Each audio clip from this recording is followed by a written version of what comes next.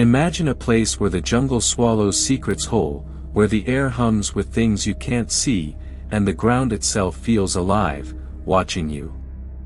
That's the Darien Gap, a lawless stretch of wilderness between Panama and Colombia, where even the bravest don't linger. They say nothing comes out of that place unchanged. I didn't believe it, until I met him. My name's Caleb, and I'm a freelance journalist chasing stories off the beaten path. Last summer, I was in Panama City, digging into rumors about smugglers and lost travelers in the Darien. Locals whispered about the jungle like it was a living thing, hungry, cunning, and cruel. I'd heard tales of people vanishing, of strange lights flickering between the trees, but I chalked it up to folklore. That is, until I stopped at a roadside bar on the edge of Elias, the last town before the Gap.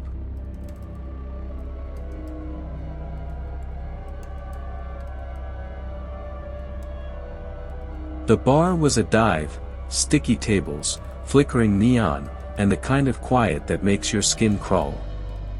I was nursing a beer, jotting notes, when he walked in. He was tall, gaunt, with eyes that didn't blink enough. His clothes were tattered, caked in dirt, like he'd clawed his way out of the earth itself. The bartender froze, and the room went silent, like everyone knew something I didn't. He sat across from me, uninvited, and grinned. His teeth were too sharp, like they'd been filed down. "You're looking for stories," he said, voice low, like gravel dragged over bone. "I've got one." I should have walked away. Every instinct screamed at me to leave, but my curiosity, my damn curse, kept me glued to the seat. He said his name was Elias, and he'd just walked out of the Darien Gap. Alone. No gear, no map, no nothing. Just him and that unsettling grin. Sound effect, distant jungle noises, faint rustling leaves. "Nobody walks out of the Gap like that," I said, trying to keep my voice steady. "Smugglers, maybe, with armed escorts. But you? You don't even have a backpack." Elias leaned closer, and I swear the air got colder. "The jungle let me out," he whispered. "It doesn't let everyone go. But it always takes something." I laughed it off, thinking he was some drifter spinning tales for a free drink. But his eyes, they held me. Like he could see right through me, into parts of me I didn't even know existed. He started talking, and I couldn't stop listening. He said he'd been part of a group, 5 of them, thrill seekers chasing the ultimate adventure. They'd hired a guide, a local named Mateo, who warned them not to go. "The Gap don't care about your plans," Mateo had said. "It's got its own." They ignored him, of course. Young, cocky, thinking they could conquer anything. They crossed into the jungle with high-end gear, satellite phones, the works. But the Darien doesn't care about your toys. By the 3rd day, things went wrong. Their compasses spun like they were possessed. The satellite phone cut out, spitting static that sounded like voices. At night, they heard footsteps circling their camp, too heavy to be human, too rhythmic to be an animal. Mateo prayed under his breath, clutching a rosary, but Elias said the prayers didn't help. Something was watching them, something that knew their names. On the 5th night, they found carvings on the trees, symbols that looked like eyes, spiraling inward. Mateo said they were old, older than the tribes, older than time. "They're watching," he kept muttering. That's when the group started to fracture. One guy, Tom, started screaming about shadows moving in the canopy. Another, Sarah, swore she saw her own face staring back from the river. They were unraveling, and Elias, he said he felt alive. I stopped him there. "You're saying you enjoyed it? Your friends were losing it, and you were what, having fun?" Elias' grin widened, and I noticed his hands. His fingers were too long, the nails cracked and black. "The jungle shows you who you are," he said. "Most people don't like what they see." I wanted to leave, but my notebook was open, my pen moving like it had a mind of its own. He kept talking. By the 7th day, Mateo was gone. No trace, just his rosary tangled in the vines. The others started turning on each other, paranoia, fear, hunger. Elias said he tried to keep them together, but the jungle was inside them now. It whispered to them at night, in their dreams. It told them things, secrets they weren't supposed to know. What kind of secrets? I asked, my voice barely a whisper. He leaned so close I could smell the earth on him, like damp soil and decay.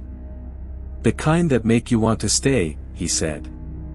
"The kind that make you forget who you were."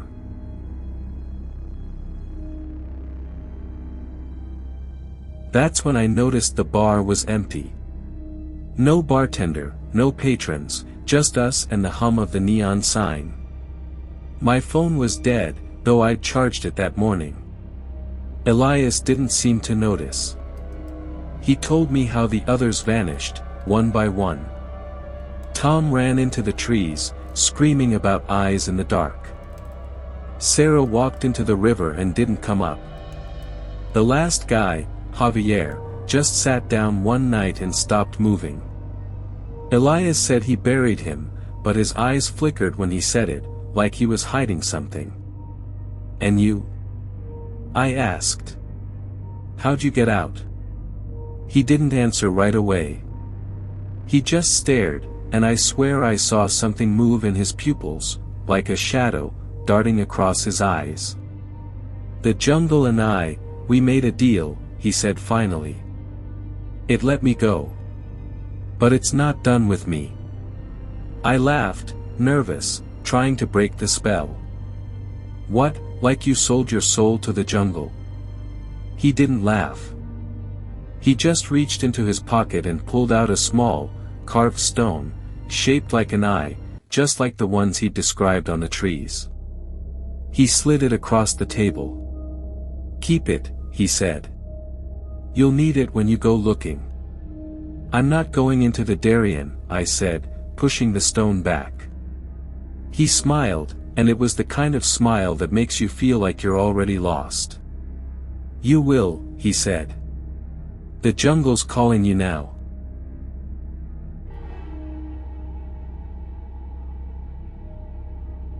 I don't remember leaving the bar. I don't remember driving back to my hotel. But I woke up the next morning with that stone in my pocket, cold against my skin.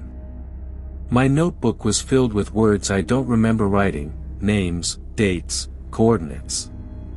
And every night since, I've dreamed of the jungle.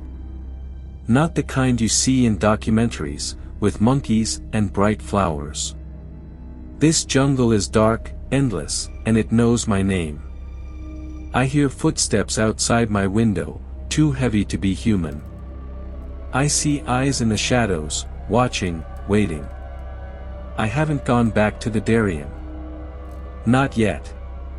But every time I hold that stone, I feel it pulling me, like a hook in my chest.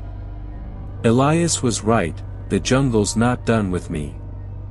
And last night, I saw him again. Not in person, but in the mirror, standing behind me, grinning. His eyes weren't human anymore. What did he bring out of that jungle? And why do I feel like it's already inside me?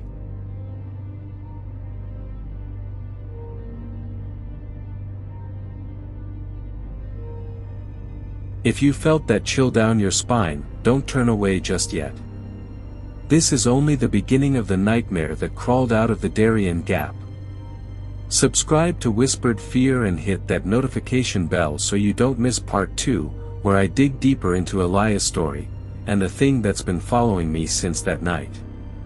Join our growing community of thrill seekers who live for the unknown, who crave the stories that keep you up at night. Leave a comment with your thoughts. Have you ever felt something watching you from the shadows?